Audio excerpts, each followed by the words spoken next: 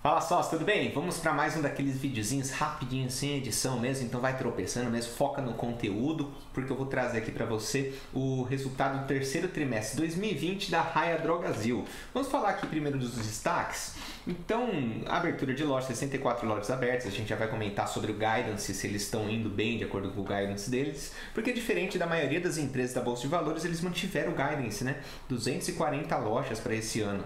Market share, você vê que quando eles crescem alguma coisa, eles comentam, né? Quando eles não crescem, eles não comentam, né? Então, market share eles perderam um pouquinho, a gente já vai comentar um pouquinho sobre isso também. Receita bruta, crescimento de 12,8%, 1,4% em lojas maduras, vamos falar sobre essas lojas também. Margem bruta, crescimento de 0,1 ponto percentual. Eles cresceram muito em linha esse trimestre, tá? Nada muito relevante, a não ser o lucro líquido, que sim foi expressivo, né? Crescimento aqui de 13,4%. Então, expansão da rede, vamos falar um pouquinho sobre o guidance deles, né? Então, eles abriram 64 lojas aqui nesse trimestre, totalizando 158 aberturas nesse ano, e reiterando aqui o guidance de 240 lojas para o ano. Então, eles mantiveram o guidance, né? Porque poucas lojas fecharam, só algumas de shopping que acabaram fechando, eles continuaram crescendo na velocidade deles, né? Em 29 de setembro eles lançaram aqui o novo guidance também para 2021 e 2022. Acredito que pode ser alterado ao longo do ano se a economia melhorar, mas hoje eles mantêm aqui que eles vão abrir mais 480 lojas nos próximos 2 anos. E o resultado aqui em números de loja, eles foram de 1995 no terceiro TRI de 2019 para 2.223 lojas no terceiro TRI de 2020. E aqui a distribuição etária do portfólio de lojas. Se você não sabe como que a Raia Drogasil funciona, ela divide as suas operações em lojas maduras, ano 1, ano 2, ano 3. Por quê? Quando abre a loja, ela ainda tem um período lá para maturar aquela loja. Para o pessoal do bairro, o pessoal da cidade conhecer, pegar o hábito de visitar aquela loja, né? Entender, começar a colocar na cabeça das pessoas que moram naquela cidade que tem uma loja com fácil estacionamento, que é só chegar lá e comprar, para criar o hábito, né, de consumo daquela determinada loja. E eles dizem que todo esse período de maturação leva até 3 anos. Por isso que eles separam as lojas em ano 1, ano 2, ano 3. Hoje, 67% das lojas deles são maduras, ou seja, estão no ápice de receita que eles podem aproveitar daquela determinada loja. Enquanto as outras, elas tendem a crescer muito mais, né? Elas tendem a trazer muito resultado em termos percentuais do que as lojas maduras, tá? Então, continuando aqui. 70% das aberturas dos últimos 12 meses foram fora do estado de São Paulo. Então, o estado de São Paulo, para a Raia Drogasil, inclusive é o mercado de origem deles, ele já está, as principais cidades, principais pontos, eles já estão meio que acabando, né? Digamos assim, tem muito para expandir, obviamente, né? Mas já, o grosso, assim, onde eles poderiam rentabilizar mais, já está acabando. As próximas lojas que eles vão abrir provavelmente não serão tão lucrativas, não conseguirão tanta receita quanto nas lojas que eles já abriram, tá? Mas eu acho legal esse posicionamento, que eles estão expandindo muito para fora do estado de São Paulo para perder essa dependência do estado, para perder essa dependência do sudeste brasileiro.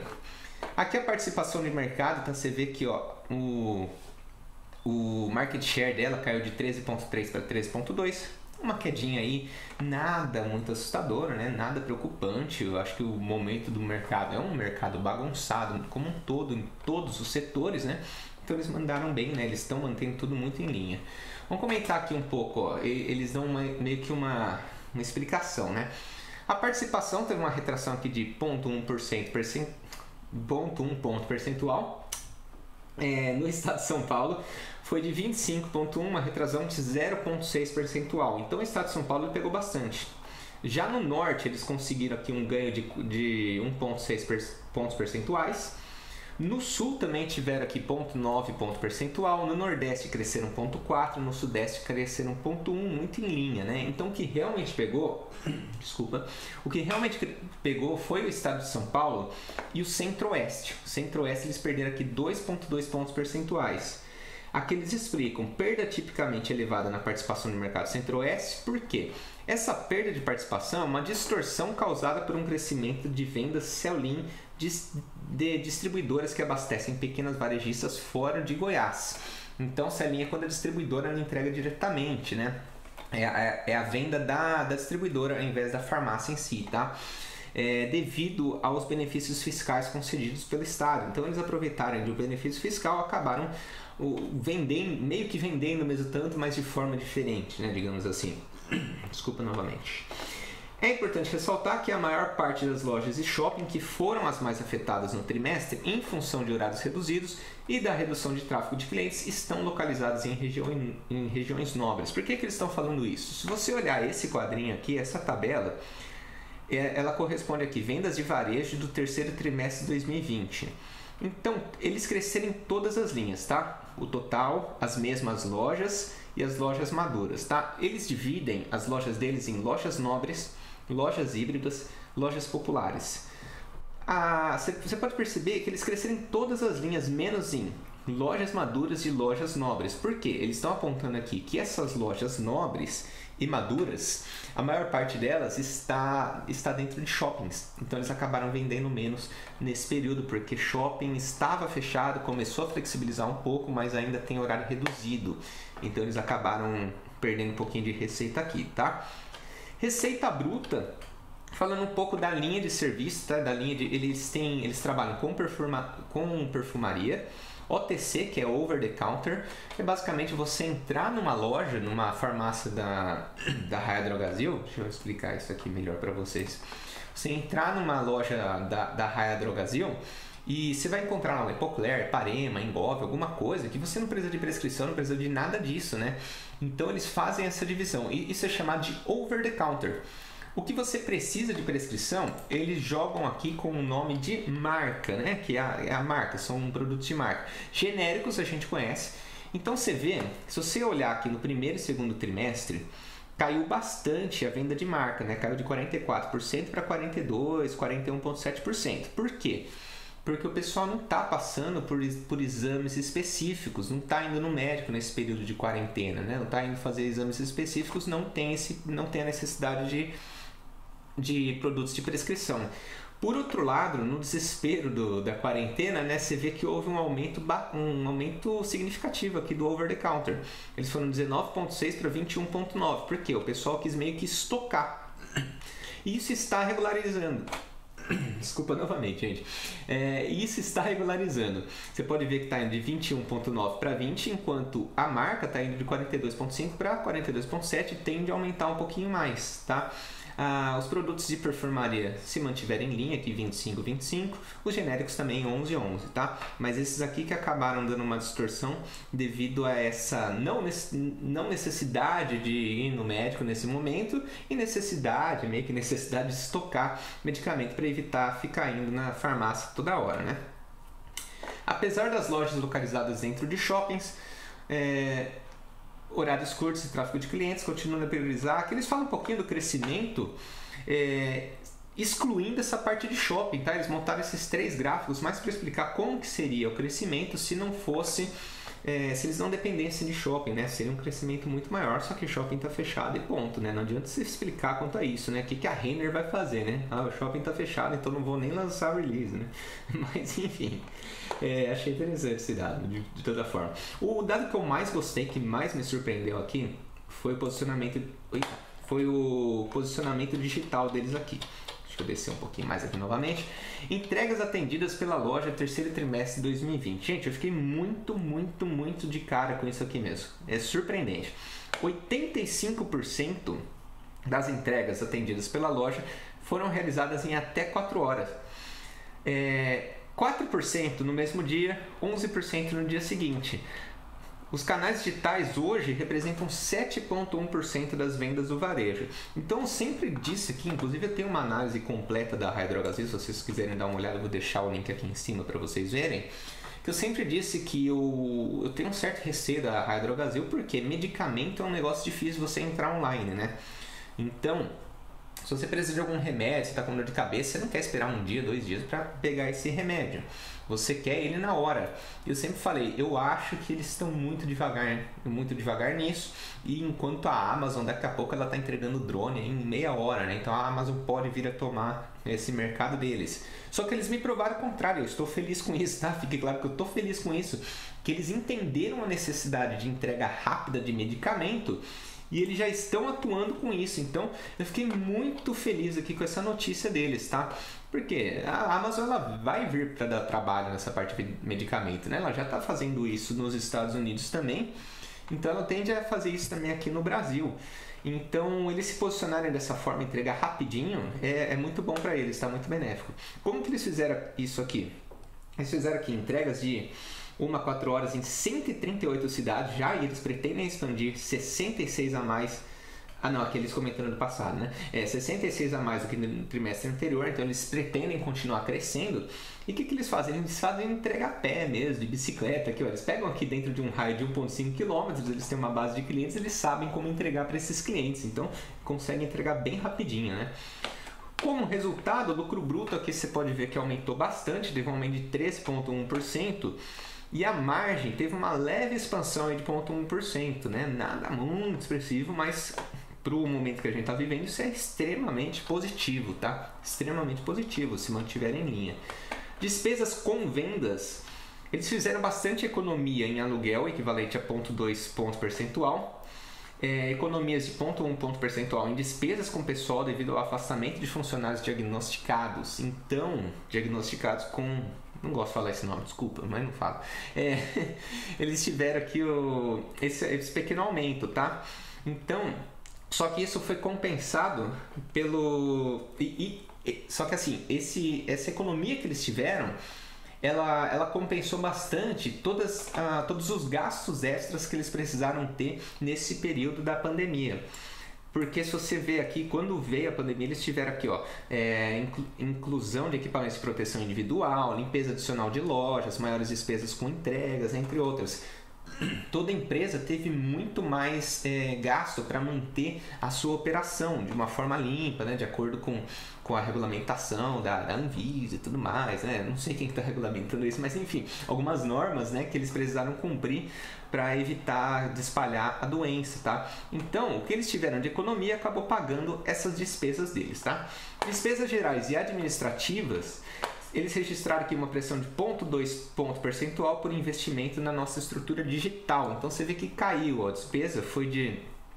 Caiu não, desculpa, aumentou, né, de 2,3% para 2,5% de despesas gerais e administrativas. Por quê? Porque eles investiram bastante aqui na estrutura digital, eles defendem também em contingências trabalhistas e outro 0,1 ponto percentual em adaptações para o trabalho remoto, né? Tem essa fase de transição de mandar todo mundo para casa, tá? O EBITDA, né, como consequência, como resultado, você pode ver que nas lojas aqui da Raia Drogasil, a margem EBITDA aqui de 7,7% acima, né? Mas da Forbil, isso me chamou um pouquinho a atenção negativamente, foi apenas de 0,8%. Mas quando eu fui ver aqui, porque a Forbil ela é uma empresa ainda muito pequenininha, então a gente espera de fato que ela traga crescimentos bem explosivos, né? Percentuais bem explosivos nessa fase que ela está crescendo. Mas quando fui ver aqui um motivo, né, houve uma contração aqui de 1,9 ponto percentual devido à normalização de demanda, após registrar um pico de receitas nos meses anteriores, ao abastecer antecipadamente seus clientes para evitar desabastecimentos logísticos durante a pandemia. Ou seja, o pessoal já comprou muito, né? Já trouxe um bom EBITDA no passado e agora eles deram uma reduzida, tá? É basicamente isso que eles estão dizendo. Então, tudo em linha, até tudo bem tranquilo quanto a isso. Aqui eles falam um pouquinho de despesas não recorrentes, referentes ao ano passado, depreciação, despesas financeiras. Aqui você vê que ficou bastante em linha também, né? Depreciação de 2,7 para 2,6, despesas financeiras, eles tiveram não recorrente no terceiro trimestre de 2019, ele já regularizou em 0,4% aqui, normal. E o imposto de renda está tranquilo também, mantiveram aí em linha. O lucro líquido como consequência, né? Lembrando, o lucro líquido acaba sendo a consequência de todos esses dados, todas essas coisas que aconteceram na empresa, né? Totalizou aqui 173 milhões no trimestre, um aumento de 13,4%. Então, palmas, né? Palmas para a Raia Drogasil, mandou muito bem.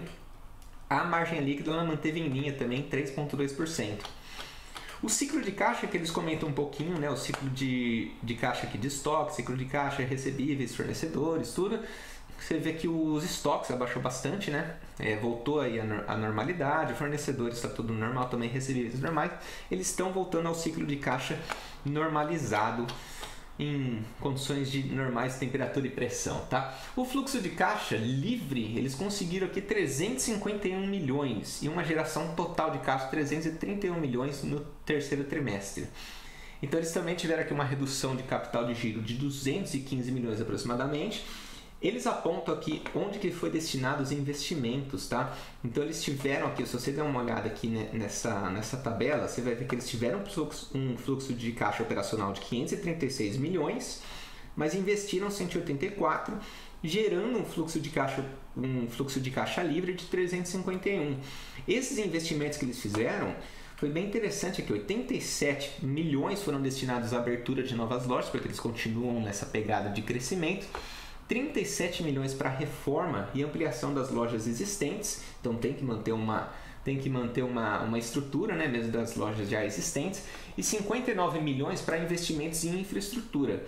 E do que sobrou desse fluxo de caixa livre, eles distribuíram ainda por cima 28% de payout aqui sobre o lucro líquido. Então eles distribuíram aqui de juros sobre capital próprio 19 milhões, só que eles pagaram aqui 6,6 milhões, né? Então eles chegaram aí num payout de 28%. O que é normal para uma empresa que está crescendo, né? Ela não vai distribuir tudo. O endividamento, trazendo aqui para mostrar que eles estão bem tranquilos, tá? No segundo trimestre eles deram uma alavancadinha aqui no endividamento. Foi um pouquinho para 1,2, o que não é nada demais, né?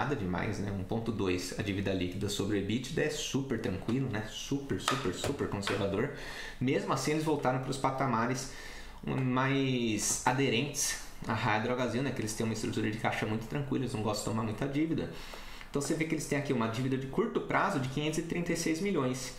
E eles têm um caixa aqui de 600. Então só o caixa que eles têm hoje já paga essa dívida de curto prazo. Mas eles têm também aqui uma dívida de longo prazo, que é basicamente acima de um ano, né? 1,2 bi. Eles têm uma dívida líquida, né, de 1,1 bilhão. O que é bem conservador, e hoje está dando 0,9 vezes a dívida líquida sobre EBITDA. Então essa foi a análise, né, da Raia Drogasil. Se você gostou, não se esquece de se inscrever aqui no canal, porque eu vou trazer muito mais análise, tá? Só para você saber, hoje mesmo eu ainda trago a análise da Vivo. Então nesse período de análise de empresa, né, análise de release, vou trazer tudo mastigadinho aqui, bem claro para vocês entenderem. E se gostou desse vídeo, peço por favor que deixe o like. Para quê? Para ajudar o canal, para o YouTube disparar para mais gente e saber. O Rodrigo do Fala Sócio está entregando análises de release nesse período que eles estão lançando, tá bom? Muito obrigado pelo seu tempo e atenção disposta. Tenha um ótimo dia. Até o próximo vídeo.